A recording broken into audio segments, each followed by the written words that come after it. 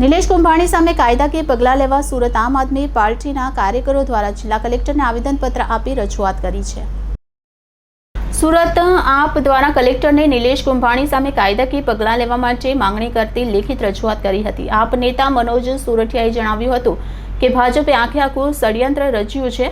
આઝાદ ભારતમાં લોકશાહીમાં પહેલી આવી કલંકરૂપ ઘટના બની છે। લોકસભાની ચૂંટણીમાં ષડયંત્ર રચીને લોકશાહીને ખતમ કરવાનું કૃત્ય સુરતમાં કરવામાં આવ્યું છે। ભાજપે આખું ષડયંત્ર રચ્યું છે, લોકશાહીની હત્યા કરવામાં આવી છે। વધુમાં જણાવ્યું હતું કે નિલેશ કુંભાણીએ 19 લાખ મતદારોનો વિશ્વાસ તોડ્યો છે। કેટલીક ટેકનિકલ ખામીના કારણે તેમનું ફોર્મ રદ થયાનું કહેવામાં આવી રહ્યું છે, પરંતુ ફોર્મ રદ થવાના કારણે અને અપક્ષોને પણ પોતાનું ફોર્મ પરત ખેંચવા માટે સીધી કે આડકતરી રીતે દબાણ થયું હોવાની શંકા થઈ રહી છે। આવા સંજોગોમાં લોકો પોતાના મતાધિકારથી વંચિત રહ્યા છે। આ સમગ્ર પ્રકરણમાં જેની પણ ભૂલ છે તેની સામે કાયદાકીય પગલાં લેવા જરૂરી છે।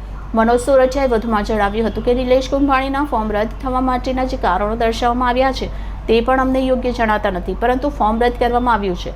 ભારતીય જનતા પાર્ટીએ ષડયંત્ર રચીને આ ચૂંટણી થવા દીધી નથી। પહેલા નિલેશ કુંભાણી સાથે ષડયંત્ર રચીને તેમનું ફોર્મ રદ થાય તેવું કાવતરું રચવામાં આવ્યું અને ત્યારબાદ જે પક્ષમાં ઉમેદવાર હતા તેને લાલચ આપીને ફોર્મ પરત ખેંચવું પડે તેવી સ્થિતિ ઊભી કરી હતી। આખો ઘટનાક્રમ જોતા સ્પષ્ટ થાય છે કે ભારતીય જનતા પાર્ટી દ્વારા લોકશાહીનું ખૂન કરવામાં આવ્યું છે। નિલેશ કુંભાણી સામે સમગ્ર દેશભરમાં દાખલારૂપ પુરવાર થાય તેવી કાર્યવાહી થવી જોઈએ, જેથી આ પ્રકારે કોઈ લોકશાહીનું ખૂન ન કરે। મારું નામ મનોજ સોરઠિયા છે। અમે સુરત લોકસભાના મતદારો તરીકે આજે ચૂંટણી અધિકાર શ્રીને એક રજૂઆત કરવા માટે આવ્યા છે।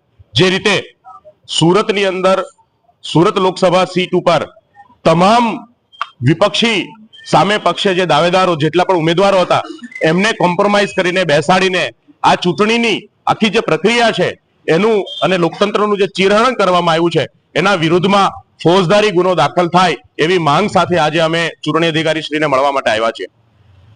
ગત જે કઈ ઘટનાઓ ઘટી એની અંદર કોંગ્રેસના ઉમેદવારે એક ફોર્મ રજૂ કર્યું છે, જેની અંદર જે દરખાસ્તકર્તાઓ છે એની સાઈનો ખોટી છે અને એ ખોટી લાગી રહી છે। એના આધારે કલેક્ટરશ્રીએ ચૂંટણી અધિકારીશ્રીએ પોતાના ઓર્ડરની અંદર એમનું એને અનુસંધાને ફોર્મ રદ કર્યું છે। એનો મતલબ કે ઉમેદવારે ખોટી સાઈનો સાથે ઉમેદવારી પત્રક જમા કરાયું છે। એ ખૂબ જ ગંભીર ઘટના છે। જો એ સાઈનો સાચી છે તો જે દરખાસ્તકર્તાઓએ બીજે દિવસે જે એફિડેવિટ આપ્યું છે અને એવું જણાવ્યું છે કે અમારી સાઈનો ખોટી છે, તો યા તો દરખાસ્તકર્તાઓ ખોટા છે અને યા તો ઉમેદવાર પોતે ખોટા છે। આ ઘટનાની અંદર આટલા કલાકો વીતી જવા છતાં લોકશાહીનું જતન કરનાર જેની સમક્ષ આ સમગ્ર ચૂંટણી થઈ રહી છે, જેના નીચે એમના ઓબ્ઝર્વેશનમાં ચૂંટણી થઈ રહી છે, તમામ અધિકારીઓની ફરજ છે કે આ આખી ઘટનાની અંદર કાર્યવાહી થાય। અમારી માંગણી છે કે ઉમેદવાર વિરુદ્ધ અને એમના દરખાસ્તકર્તા વિરુદ્ધ જે પણ ગુનેગાર હોય એના પર કાર્યવાહી કરવા માટે આ કેસમાં ફોજદારી કલમ દાખલ કરીને ગુનો દાખલ કરવામાં આવે।